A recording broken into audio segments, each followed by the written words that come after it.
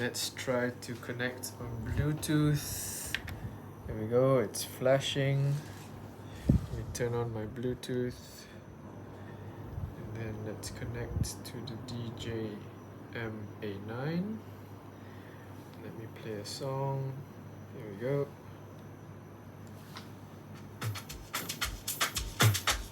Nice. Nice. See, I can control it. This is mad. This is mad. This is genius.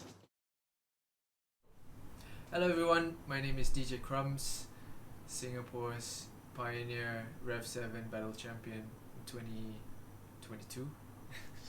So I'm here today with Kevin in the studio testing out the new DJM-A9. It's a huge beast.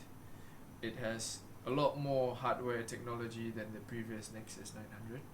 So I'll be running through a few things that I like. But first impression, it's big, it's chunky, but it has a lot of functional buttons. So if you see here, if you zoom in, there's the microphone control, which has effects, which is different from the previous one. You can also connect the microphone to your effects panel. So you've got microphone effects 1, microphone reverb, and whatever effects you want to have on this one. So that's sick. It's way too much to do on the mic, but I mean, I'm not a microphone person myself. But yeah, it would be cool to work with an MC, and he's able to rock it with the different effects. All these buttons here. Oh, this one is very nice. USB connections to your laptop if you're in HID mode. It comes with a USB-C connection here, so you don't have to switch around with cables. If you just have your normal USB-C to USB-C cable, then you don't have to specifically get the old school one.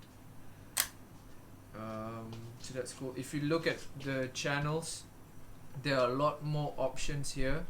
One of which I really like, is the Bluetooth, which I will show you in a second. So you've got Bluetooth connection, your computer A, B, digital line, which is standard phono, and then there's also USB on the side, right at the end, and that one is a sound audio source via USB, which is on this side. So that's already made the mixer wider, but a lot more hardware, extra hardware options that you can use. Cool. So one of my favorite things is actually handover is very important for me, and because they have dual headphone connectors, there's one here and there's one here. It's very nice for back to back if you are playing with another DJ. But the most important thing is that there are 2 Q buttons. So if you're transitioning on channel 3, then both of you can listen to the song and mix it in, and the other guy can kind of still do his effects and his mixing style while the other guy is queuing in on his new track with his new USB, etc, etc. So this makes it very nice and smooth for transitions and also for B2B, which I like. And it's very clear, you see? It's very clear buttons. It's not like you have to twist a knob or whatever. And speaking of knobs, this is one of the new thing. These are one of the new buttons from DJM-A9, is that your effects cue point is now press and play rather than on the knob. So I can visually see that it's now, the effects is now on channel 2. So if I just turn this on, oh wait, this is for this one, sorry. The Mobius. Check this out.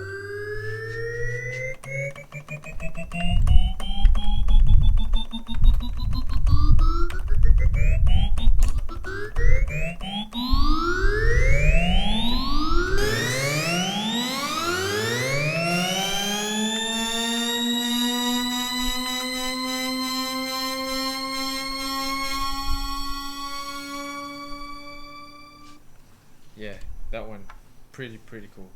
So it helps with all your drops and your build-ups and all the fancy skills that you want to show when you're mixing. So this plus this, brilliant.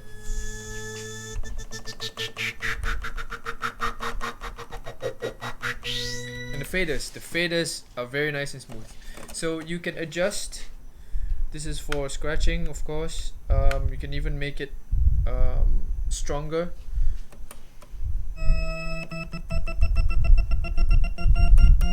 And this is the more gradient crossfader setting, which is on the previous 900 Nexus.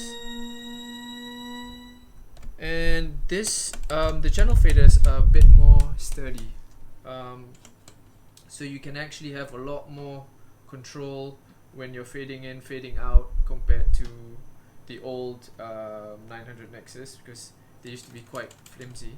Well, if you're scratching on channel faders, then maybe you prefer the previous one, but I think this one is a lot more for like mixing in gradually, so you don't have to play with this, but you can actually focus more on the channel faders.